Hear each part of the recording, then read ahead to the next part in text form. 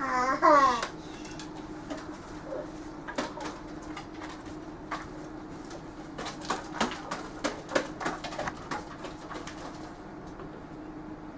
afternoon. My name is Sarah Hunter, and today I will be speaking to you about adult abuse. I live in the small town of Clinton, North Carolina. Less than 9,000 people reside there. The town is markedly quiet. Like most towns, we have a number of adults that are disabled. Those adults, at times, may require assistance due to neglect, abuse, or exploitation. Although it is not something that is discussed often in families, abuse does occur in disabled communities. Those clients may live at home, nursing homes, or even other facilities. Some may just be clients in a hospital. There are resources available in Clinton, North Carolina to get help for disabled adults when abuse occurs. One of the first options would be the Department of Social Services. The office has concerning this subject. Adult Protective Services can be called in if abuse, neglect, or exploitation is suspected. It does not have to be something that you have seen for yourself, but if it's something that you strongly feel is going on, it should be reported. The county agencies are there to protect adults from abuse. They do this by meeting with the adult and the adult's family, as well as their caregivers. Caregivers being the home health aides, social services that comes in, and so on. Once abuse or neglect has been proven, the report is turned over to the local district attorney and various regulatory agencies. Following this, court actions are initiated to protect the adult or disabled adult that has been violated.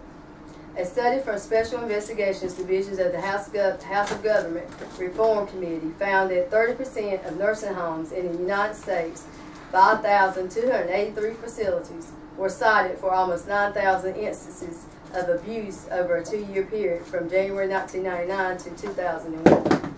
Common problems include untreated bed sores, inadequate medical care, malnutrition, dehydration, preventable accidents, and inadequate sanctions and hygiene.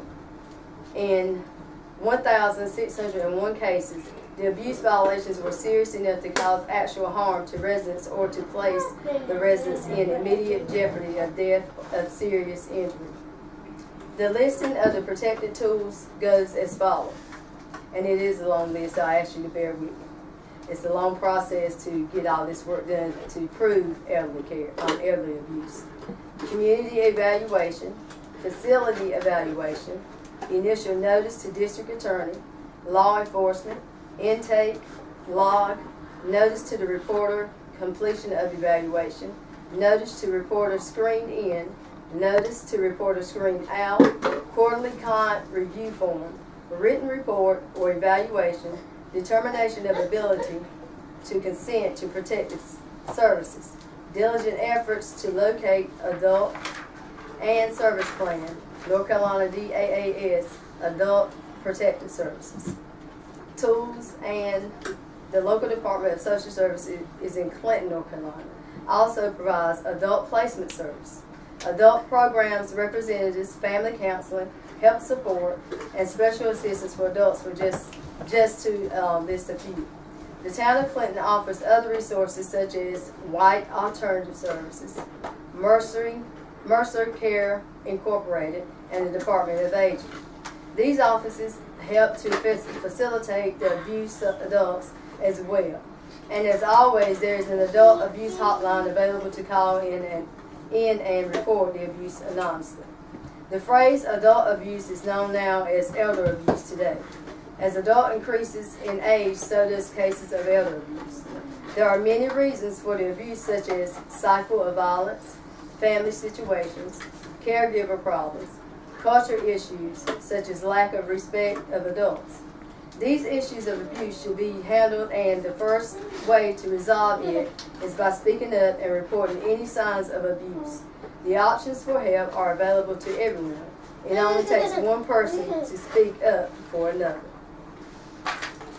And that's all I have on abuse today. If y'all have any questions, I will take them then.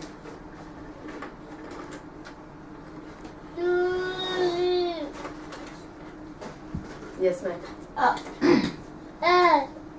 What is signs of abuse?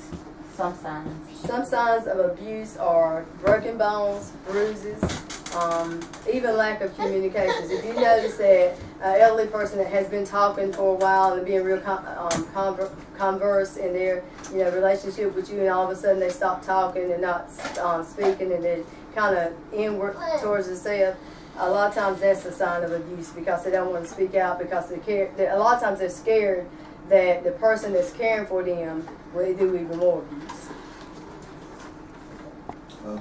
Yes, sir. Who do you contact? You can contact your local sheriff department. The first person to contact would be, if they're under any care with an agency, the first person to contact is your social service department, because then they'll start going down the chain of the rest of the people who call. Yes, ma'am. What are some of the signs of neglect? Some of the signs of neglect would be dehydration, the cutis sores, just as the ones they get in nursing homes where they get a bad sore, and if you notice they're not being healed or they're not taken care of, that's a sign of neglect. And now, one thing I have learned is that now, if you have a patient or a family member that's in a nursing home that gets a decubitus and it's reoccurring, you can't sue, because that's a sign of neglect. And also poor hygiene. If you notice that the patient is smelling a lot, they're not getting their oral care and any kind of care like they're supposed to be as far as their hygiene, that's a sign of neglect too, and abuse. Well, if that's it, I thank y'all for coming. I appreciate everything. Y'all have a blessed night. Okay.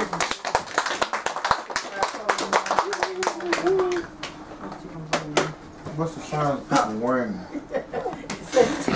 Calling y'all all the time, asking you to do stuff at the last minute like I did y'all.